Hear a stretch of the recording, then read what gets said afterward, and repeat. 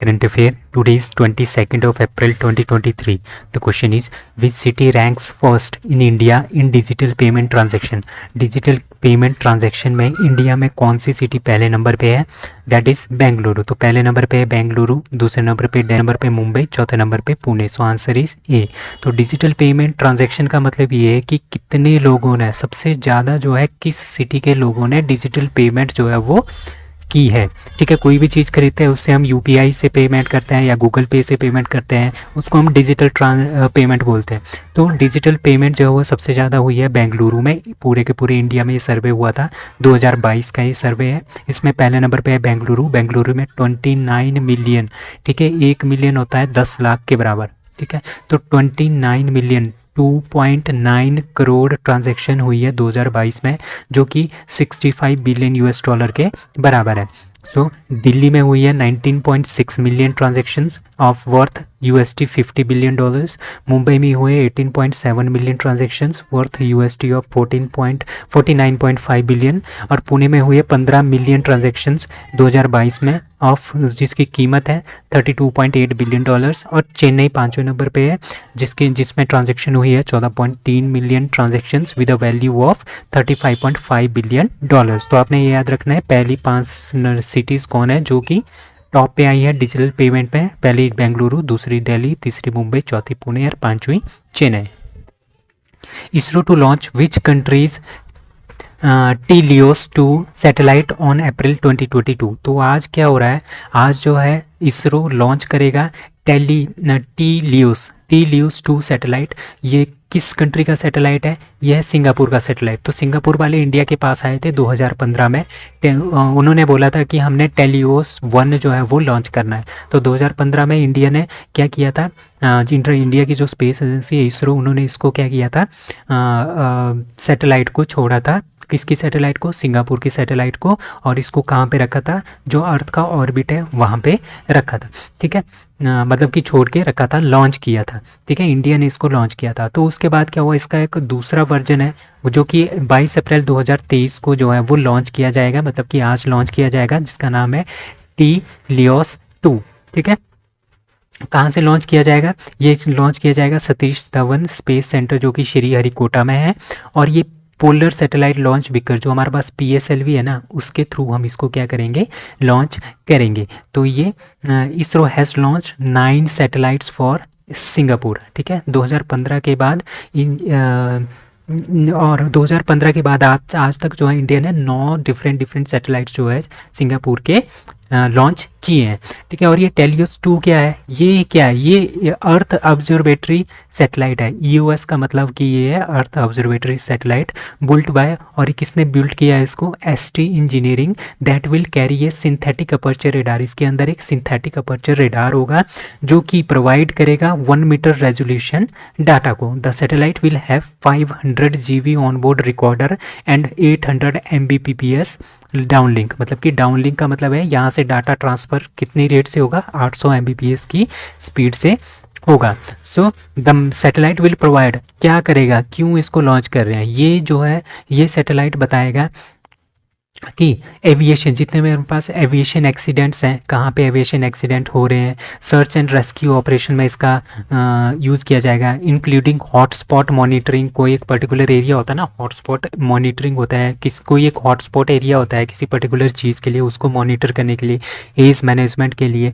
ठीक है, और it will enhance the Singapore's Earth observatory capability and boost its economy among others। तो ये सारे के सारे काम कौन करेगा? टेलियोस 2। अब इसरो के बारे में आपको पता ही है। ठीक है, इट वॉज एस्टेब्लिश्ड ऑन 15 अगस्त 1969। ठीक है, और इसका जो स्पेस सेंटर जहाँ से हम सारे के सारे जो सैटेलाइट्स है वो लॉन्च करते हैं वो है सतीश धवन स्पेस सेंटर श्रीहरिकोटा जो कि आंध्र प्रदेश में है। हेडक्वार्टर इसका बेंगलुरु में है। इसके चेयरमैन है S सोमनाथ, वेरी इंपॉर्टेंट। और इसके फाउंडर थे Vikram Sarabhai. Which bank launches India's first voice biometric authentication banking app? ठीक है, मतलब कि इंडिया ने, ठीक है, इंडिया का एक बैंक है जिसका नाम है सिटी यूनियन बैंक। ठीक है, उन्होंने क्या लॉन्च किया है? इन्होंने फर्स्ट इंडिया का पहला वॉइस बायोमेट्रिक ऑथेंटिकेशन ऐप जो है वो लॉन्च किया है। ये बैंकिंग ऐप है।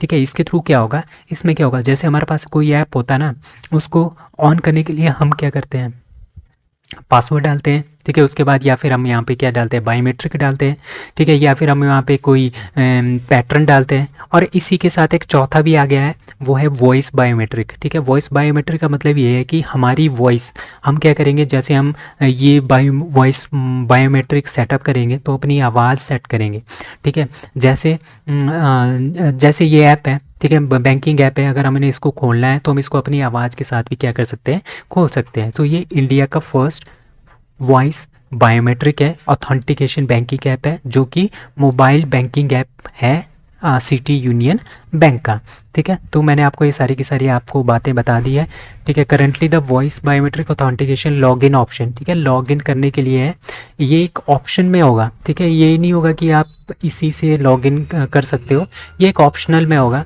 ठीक है। पासवर्ड भी होगा और इसके ऑप्शन में वॉइस बायोमेट्रिक भी होगा, ठीक है। किसके लिए यूज़ होगा, है मोबाइल बैंकिंग ऐप के यूज़र्स के लिए, ठीक है। Customer will have multiple authentication, तो हमारे पास कस्टमर के पास बहुत सारे ऑथेंटिकेशन हो जाएंगे, जैसे user ID, pin ID, face ID भी लगा सकते हैं, फिंगरप्रिंट भी लगा सकते हैं, और इसके साथ क्या हो सकता है, वॉइस बायोमेट्रिक ऑथेंटिकेशन भी हो सकती है, ठीक है। The voice biometric authentication feature जो है डेवलप किया गया है in collaboration with MS Kaizen secure voice private limited, जो कि चेन्नई बेस्ड स्टार्टअप है, and 5G use case lab of institute for development and research in banking technology, ठीक है। The technology has received support from department of telecommunication and the department of financial services of India. Which state becomes the first state to adopt water budget, तो केरला, ठीक है। मैंने आपको केरला के बारे में काफ़ी कुछ बता दिया था, ठीक है। तो केरला ने क्या किया है, पहली स्टेट बन गई है इंडिया की जिन्होंने वाटर बजट जो हुआ निकाला है, ठीक है। अपना वाटर बजट इन्होंने अडॉप्ट किया है। क्यों अडॉप्ट किया है, क्योंकि आपको पता ही है कि अभी गर्मी आने वाली है, गर्मी में होने की वजह से क्या हो जाता है, वहाँ पे काफ़ी ज़्यादा पानी की पीने की समस्या हो जाती है। तो इसमें क्या होगा, इसमें वॉलंटियर्स होंगे, रिसोर्स पर्सन होंगे और टेक्निकल कमेटी के मेंबर्स होंगे, जो क्या देखेंगे, हर पंचायत में जाएंगे, वहाँ पे देखेंगे कि कितना रेनफॉल होता है, कितने वेटलैंड्स हैं, कितने कैनाल्स हैं और कितने वाटर बॉडीज़ हैं, और इसके साथ साथ वो ये भी कैलकुलेट करेंगे कितनी वहाँ पे लोगों की ज़रूरत है पानी की, कितने वहाँ पे एनिमल्स हैं जिनको पानी की ज़रूरत है, कितनी वहाँ पे एग्रीकल्चर एंड इंडस्ट्रीज़ हैं जिनको पानी की ज़रूरत है। तो पहले ये कैलकुलेट करेंगे कि हमारे पास कितना पानी है, उसके बाद ये कैलकुलेट करेंगे कि कितनी हमारी खपत है, तो उसी हिसाब से हमारा क्या होगा, उसी हिसाब से जो है बजट जो है पर्टिकुलर पंचायत को दिया जाएगा। तो फर्स्ट फेज में जो वाटर बजट है वो कवर करेगा 94 ग्राम पंचायत को और 15 ब्लॉक पंचायत को, ठीक है। The water budget will be prepared by committee of various experts along with the officials, तो इसमें बहुत सारे एक्सपर्ट्स भी होंगे, ऑफिशियल्स भी होंगे from the centre of water resources development यहाँ से, and the management and the state water resource department से भी इसमें लोग होंगे, जो एक तरह की एक नीति बनाएंगे, उसके हिसाब से ये चलेंगे, ताकि हमारे पास वहाँ पे पानी के पीने की कमी ना हो, ठीक है, और एग्रीकल्चर के लिए पानी की कमी ना हो, एनिमल के लिए पानी की कमी ना हो, और इंडस्ट्रीज़ के लिए भी पानी की कमी ना हो, ठीक है। रिहेबिलिटेशन ऑफ इरिगेशन नेटवर्क, ठीक है, is also under way in the western Ghat मतलब जो कि ये वाला एरिया है, केरला वाला एरिया, वेस्टर्न घाट वाला, एंड यहाँ पे रिजुविनेशन हो रहा है इरिगेशन वर्क का, इरिगेशन नेटवर्क का, with about 7,290 kilometre of irrigation network already win rejuvenated phase 1 and phase 2 of the project, ठीक है। अब हम केरला के बारे में जानते हैं, आपको पता ही है, केरला के बारे में जानते हैं। ये जो केरला वाला पार्ट है, नीचे वाला पार्ट है, ठीक है, यहाँ पे केरला है, तो यहाँ पे हमारे पास ईस्ट फ्लोइंग मतलब कि जो नदियाँ हमारी इस साइड को मूव करती है, ठीक है, बे ऑफ बंगाल की साइड्स की तरफ जाती है, उसको बोलते हैं हम ईस्ट फ्लोइंग रिवर्स। तो यहाँ पे ओनली 3 ही ईस्ट फ्लोइंग रिवर्स है, like Kabani, Bhavani and Pambar. West flowing मतलब कि जो इस साइड को मूव करती है केरला में, केरला की ऐसी नदियाँ जो वेस्ट की साइड अरेबियन सी की तरफ जाती है, वो तो बहुत सारी है, बट मैंने यहाँ पे कुछ एक ली है जो कि काफ़ी इंपॉर्टेंट है, like Periyar river, Mullayar river, Periyar river, ठीक है, Bharathapuzha river very important, Pamba river very important, and Chaliyar river. ये सारी की सारी रिवर्स कहाँ की है, केरला की वेस्ट फ्लोइंग रिवर्स है। अब डैम्स कौन है केरला में, ये काफ़ी डैम है वहाँ पे, मैंने कुछ इंपॉर्टेंट डैम लिए हैं, लाइक इडुक्की डैम जो कि पेरियर रिवर के ऊपर है, नियर डैम जो नियर रिवर के ऊपर है, मालफुजा डैम जो मालम पूजा रिवर के ऊपर है। Mullaperiyar dam, very very important, ये सबसे ओल्डेस्ट है और फर्स्ट डैम है केरला का जो पेरियर रिवर के ऊपर है।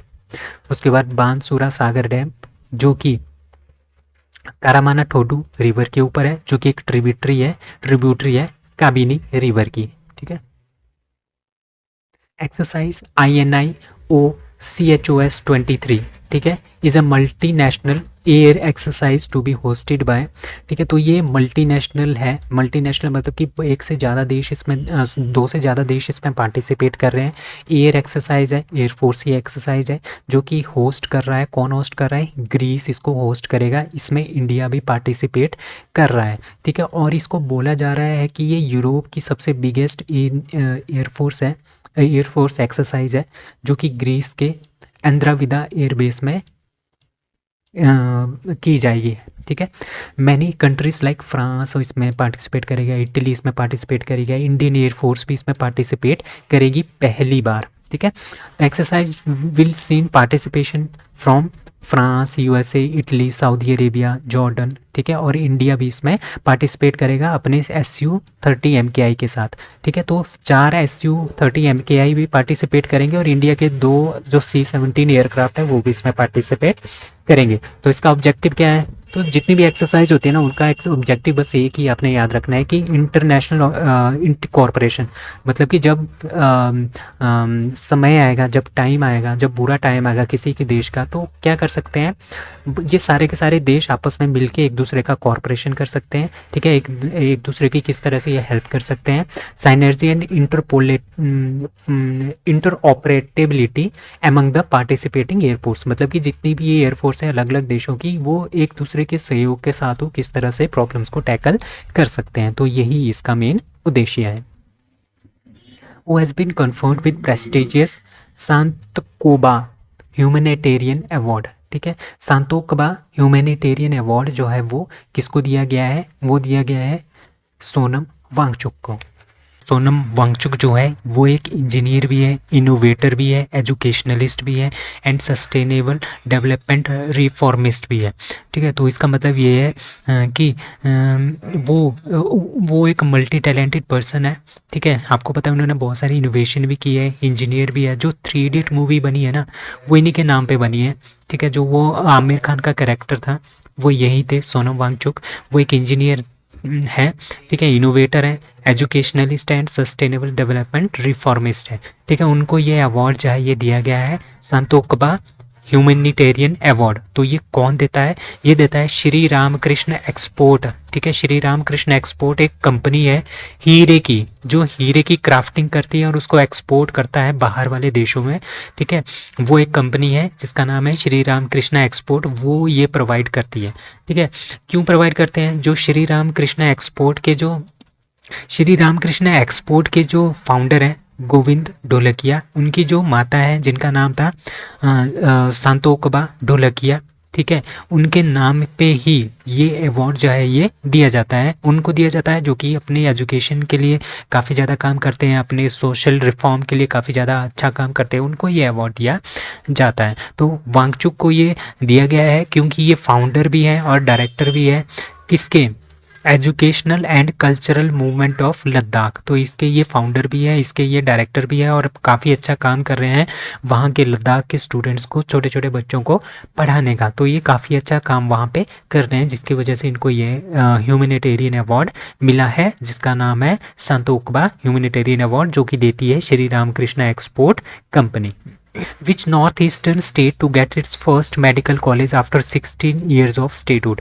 ठीक है, तो नागालैंड जो है वो कब एक फुल स्टेट बनी थी? 1963 में फुल स्टेट बनी थी। आज 60 साल हो गए हैं, यहाँ पे एक भी मेडिकल कॉलेज नहीं था। तो अभी क्या हुआ, यहाँ के लिए जो है मेडिकल कॉलेज असाइन किया गया है। तो नागालैंड, इसका नाम होगा Nagaland institute of medical sciences and research. ठीक है, वो साइन हुआ है कहाँ के लिए? नागालैंड के लिए। जो कहाँ पे बनेगा? नागालैंड की जो कैपिटल है, ठीक है, कोहिमा, वहाँ पे ये बनेगा। ठीक है, तो किसने अप्रूव किया है? नेशनल मेडिकल जो कमीशन है उन्होंने ये अप्रूव किया है कि यहाँ पे एक मेडिकल कॉलेज जो है वो बनना चाहिए। तो health and family welfare minister है P. पायंगवान कोन्याक, उन्होंने ये अनाउंस किया कि NMC decision to set up medical college in Kohima, ठीक है, कहाँ पे, नागालैंड में। और 2023-24 से यहाँ पे क्लासेस बैठना स्टार्ट हो जाएगी और यहाँ पे 100 MBBS की सीटें होंगी, उसमें से 85 सीटें जो है वो नागालैंड के जो बच्चे हैं उन्हीं के लिए रिजर्व होगी। उसमें से जो 15 सीटें हैं वो बाकी ऑल इंडिया के कोई भी स्टेट्स के बच्चे वहाँ पे अप्लाई कर सकते हैं। Which Indian state and UT announced Dr. Bhimrao Ambedkar award for recognising people involve in the welfare of Dalits. तो जो दलित्स हैं, SC ST हैं, उनके वेलफेयर के लिए जो काम करते हैं उनको एक अवार्ड जो है वो अनाउंस किया है। किसने अनाउंस किया है? तेलंगाना ने अनाउंस किया है, जिस अवार्ड का नाम है डॉक्टर BR अम्बेडकर अवार्ड, ठीक है। क्योंकि बाबा साहेब जो डॉक्टर भीमराव अम्बेडकर जी थे, उन्होंने भी काफ़ी ज़्यादा काम किया है दलित्स के अपलिफ्टमेंट के लिए, ठीक है। SC ST SC जो शेड्यूल कास्ट के लोग हैं उनकी अपलिफ्टमेंट के लिए उन्होंने बहुत ही ज़्यादा काम किया है। तो इसी के लिए उन्हीं के नाम पे ये अवार्ड भी दिया जाएगा, उन लोगों को दिया जाएगा जो दलित्स के वेलफेयर के लिए जो काम करेगा, ठीक है। इसमें 51 करोड़ रुपीस जो है वो दिए जाएंगे, ठीक है, एवरी ईयर। उसमें से जो 3 करोड़ रुपीस है वो अवार्ड दिया जाएगा given to anyone involve in the welfare Dalits. पूरे के मतलब कि कोई भी इंसान होगा, कोई भी पीपल होगा, कोई भी पर्सन होगा जो वेलफेयर ऑफ दलित्स के कामों में जो इन्वॉल्व होगा उसको ये अवार्ड दिया जाएगा। और ये अवार्ड किसने घोषित किया है, किसने घोषणा की है? तेलंगाना ने ये अवार्ड देगा। अब कुछ इंपॉर्टेंट करंट अफेयर्स हैं, कब से लेके जनवरी 2022 से लेके अब तक जितने भी करंट अफेयर्स हैं उनको हम बारी बारी से करेंगे जो कि तेलंगाना के हैं। इंडिया का first international arbitration and meditation centre Hyderabad में खुलेगा। Doctor Jitendra Singh inaugurate India's first open rock museum in Hyderabad, जहाँ पे 35 डिफरेंट टाइप के जो रॉक हैं जो कि डिफरेंट पार्ट्स ऑफ इंडिया के हैं, जिनकी एज 3.3 बिलियन ईयर्स से 55 मिलियन ईयर्स के हैं, ठीक है। वो पत्थर 35 हैं और उनकी यहाँ पे क्या होगी, प्रदर्शनी होगी। कहाँ पे? इंडिया के जो फर्स्ट ओपन रॉक म्यूजियम है जो हैदराबाद में खुला है, यहाँ पे होगा, ठीक है। Telangana tops in the highest number of open defecation villages, ठीक है। मतलब कि शौचालय मुक्त जो गांव है सबसे ज़्यादा कहाँ पे? तेलंगाना में है। यहाँ पे 13,737, ठीक है, गांव जो है वो ODF है आउट ऑफ 14,200 गांव में से। PM Modi to unveil 216 feet, ठीक है, ये अनवील होगी है 216 फीट की स्टैच्यू ऑफ इक्वलिटी। कहाँ पे? हैदराबाद में, जो कि स्टैच्यू है रामानुजाचार्य जी का। Microsoft to establish India's largest data centre in Hyderabad. Telangana की जो स्पेस टेक फ्रेमवर्क है लॉन्च्ड ऑन मेटावर्स। T-Hub 2.0 ये भी कहाँ पे इनॉग्रेट हुआ है? हैदराबाद में। ये वर्ल्ड का लार्जेस्ट इनोवेशन सेंटर है। India's largest floating solar point commission इन तेलंगाना, जो कि NTPC ने बनाया है। ये 100 मेगावाट का फ्लोटिंग सोलर पावर प्लांट है, ठीक है। Telangana CM announces Nethanna Bima scheme for weavers. India's first forest university जो है वो है तेलंगाना में बनेगी। ओनली 3 ही देश है जिनके पास फॉरेस्ट यूनिवर्सिटीज़ है, पहला रशिया, दूसरा चाइना और अब India. Telangana to increase ST की जो रिजर्वेशन है उन्होंने इंक्रीज़ किया है 10% से 10%। और यही है Kota tribe. Telangana government introduces Aasara pension, किसके लिए? टू ओल्ड पीपल, विडो, ठीक है, विधवा और फिजिकली जो डिसेबल्ड पर्सन है और BD जो वर्कर्स हैं उनके लिए ये आसरा पेंशन स्कीम है। Hyderabad wins world green city award, पूरे के पूरे वर्ल्ड में वर्ल्ड ग्रीन सिटी अवार्ड 2022 किसको मिला है? हैदराबाद को। IIT हैदराबाद ने डेवलप किया है affordable concrete for bridges infra projects. Geo smart India 2022 का समिट कहाँ पे हुआ है? हैदराबाद में। Telangana joins free rice scheme under national food security act.